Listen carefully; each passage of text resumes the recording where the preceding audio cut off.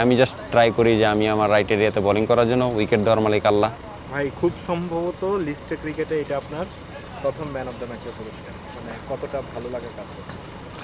না, এটা অবশ্যই লিস্টে ক্রিকেট তো মোটামুটি লাস্ট 2 বছর যাবৎ খেলতেই পারতেছিলাম না ইনজুরির কারণে। তো এটা আমার জন্য প্রথম দিকে অনেকটা চ্যালেঞ্জিংও ছিল যে ইনজুরি কাটিয়ে লিস্টে ক্রিকেটে ব্যাক করা। তো তো ফার্স্ট ম্যাচে এত ভালো হবে এটা আসলে প্রত্যাশা ছিল, বাট এক্সিকিউশনটা অনেক ভালো ছিল। তো চিন্তা করতেছিলাম যে একটু প্রেশারও কাজ করেছিল প্রথম দিকে, যে ফার্স্ট ম্যাচ অনেক দিন যাবৎ অলমোস্ট 2 বছর যাবৎ কোনো ওয়ানডে ম্যাচ খেলতেছিলাম না। তো একটু প্রেশার কাজ করতেছিল প্রথম দিকে। আপনি লাস্ট লিস্টে ক্রিকেটে ম্যাচ খেলছেন 2023 সালে এই অগ্রণী ব্যাংকের এগেনস্টেই। তো আজকে যখন মাঠে নামছিলেন এতদিন পর, তখন আসলে কি মনে হচ্ছিল, মনের মধ্যে কি চলছিল আসলে?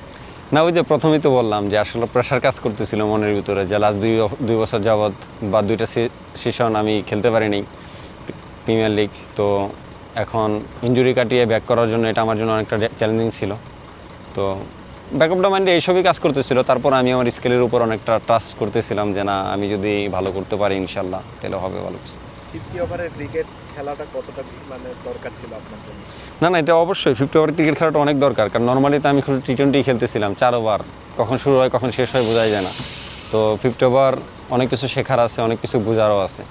তো এর জন্য অনেক ইম্পর্টেন্ট ছিল আমার জন্য। আজকে নর্মালি মানে বেসিক প্ল্যানটা কি ছিল যখন মানে মাঠে নামলেন, বোলিংয়ে গেলেন?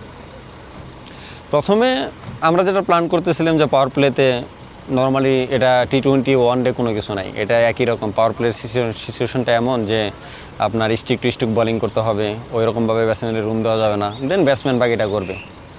অনেক বেশি ভেরিয়েশন এখন আপনার বোলিংয়ে লক্ষ্য করা যায়, মানে কতটা কাজ করেছেন মাঝখানে বোলিং নিয়ে? না, অবশ্যই মাঝখানে তো এটা কাজ করাই হয়েছে, কারণ কাজ না করলে তো আসলে প্রতিনিয়তই ইমপ্রুভ করতে হয়। কারণ আপনি ধরেন এখন মোটামুটি সবাই জানে যে না, আমি 2 দিকে বল মুভ করাইতে পারি। তো এটার এমন না যে আমি নতুন, কেউ আমাকে চিনে না, সবাই আমাকে ওইভাবে সতর্ক হিসেবেই খেলে। তো আমি যদি ইমপ্রুভ না করি তাহলে দেখা যাচ্ছে আমার বোলিংয়ে যদি ধার না আসে, তাহলে হয়তো ওইখানে আমি সাকসেস হইতে পারবো না। সো এখন প্রতিনিয়ত এটা নিয়ে কাজ করতে হয় যে কীভাবে আরেকটু 1% ইমপ্রুভ করা যায় বা 0.5% ইমপ্রুভ করা যায় প্রতিদিন। 5 উইকেট না পাওয়ার আক্ষেপ আছে কোনো? না, এরকম কোনো কিছু নাই। 5 উইকেট না পাওয়ার আক্ষেপ বা আসলে উইকেট না পাওয়ারও আক্ষেপ, এরকম কোনো কিছুই নাই। আমি জাস্ট ট্রাই করি যে আমি আমার রাইট এরিয়াতে বোলিং করার জন্য, উইকেট দেওয়ার মালিক আল্লাহ।